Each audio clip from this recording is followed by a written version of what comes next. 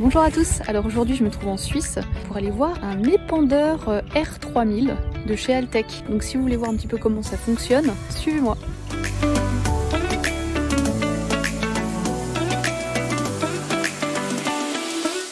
Bonjour et merci de m'accueillir et de répondre à mes questions. Avec plaisir. Alors déjà on va un petit peu expliquer quel est le système de coopérative avec laquelle vous travaillez. Je travaille pour une coopérative Lundi Centre-Broye à Estavayer-Lac. Et puis nous avons acheté ce semoir avec une autre coopérative, Lundi Broye. Avant on avait un semoir un peu plus petit, on l'avait pris seul et puis on voit que ça s'est pas mal développé dans la région. Du coup on s'est mis les deux sociétés ensemble pour investir dans ce semoir. Ce semoir il a une capacité de 3 tonnes. On utilise beaucoup de chaux, on a un partenariat avec Lindor. C'est eux notre fournisseur de chaux maintenant. Ce semoir, on le met plus ou moins à disposition des agriculteurs, mais c'est beaucoup des entrepreneurs qui l'utilisent. Ça veut dire que la coopérative, on le loue à l'entrepreneur et l'entrepreneur fait le travail. Et nous, on facture au client. D'accord. Vous étiez passé de 2 tonnes à 3 tonnes. À 3 tonnes. Ouais, voilà. Donc, qu'est-ce qui a fait que vous avez voulu évoluer On a voulu évoluer parce que le premier modèle marchait très bien. C'était aussi un Altec, c'était un 2 tonnes. Et puis après, c'est une question de rationalisation. Il faut retourner sur les exploitations pour recharger. Et puis à 3 tonnes, on avance beaucoup plus vite. D'accord. Alors, juste pour un petit peu expliquer aussi le fonctionnement d'un épandeur comme ça. Alors, vous dites semoir. C'est vrai que nous, ici, en France, on dit épandeur. Alors, cette machine, on utilise la chaux. Puis cette chaux, elle est très fine. Puis plus elle est fine, et puis meilleure l'efficacité. Donc il nous fallait un épandeur qui soit performant, et puis on avait le choix entre un traîné et un porté. L'avantage d'un traîné, c'est que des fois on peut plus les charger, ça va presque mieux pour épandre, tandis qu'un porté, c'est idéal pour l'épandage et puis pour les terrains en pote.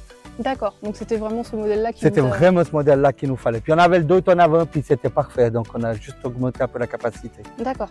Alors justement, les avantages de cet épandeur-là, le fonctionnement, la prise en main. Alors, la prise en main, elle est très facile parce que c'est un semoir avec des vis sans fin. Donc on a les 2 rampes ici qu'on voit qu'ils se plient. Et qui se déplie hydrauliquement. Il est tout hydraulique, ce semoir. Ensuite, on a la capacité et puis très facile à l'utilisation, au réglage. On peut aller de 1000 à 3000 kg/hectare. En gros, on peut régler. D'accord. Et puis, vraiment facile à l'utilisation et très, très fonctionnel.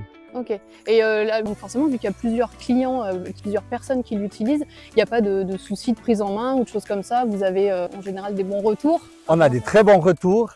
Après, c'est vrai que quand on a un semoir comme ça, au prix du semoir, on préfère l'avoir avec les entrepreneurs qui ont plus la main, c'est plus facile pour les réglages. Oui.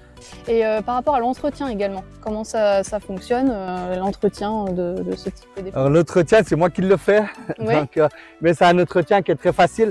À la saison, on le lave jamais à l'intérieur pour éviter que ça colle.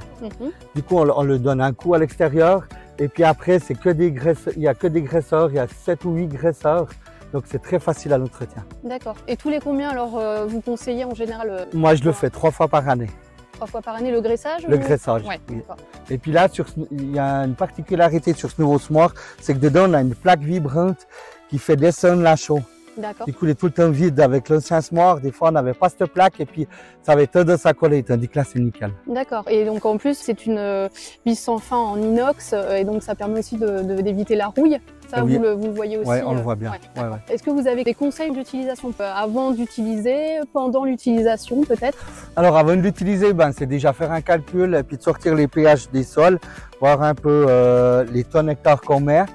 Et puis après, c'est facile d'utilisation, c'est un réglage. Ce semoir, on a monté un châssis qu'on puisse le transporter aussi sur une remorque de voiture d'exploitation en exploitation. Et puis dans l'utilisation du semoir, on n'a pas de prise de force, tout est hydraulique. Donc très simple d'utilisation et puis d'épandage aussi. Ok. Est-ce que vous voyez quelque chose à rajouter, vous, avec votre point de vue d'utilisateur et qui connaissez bien le produit?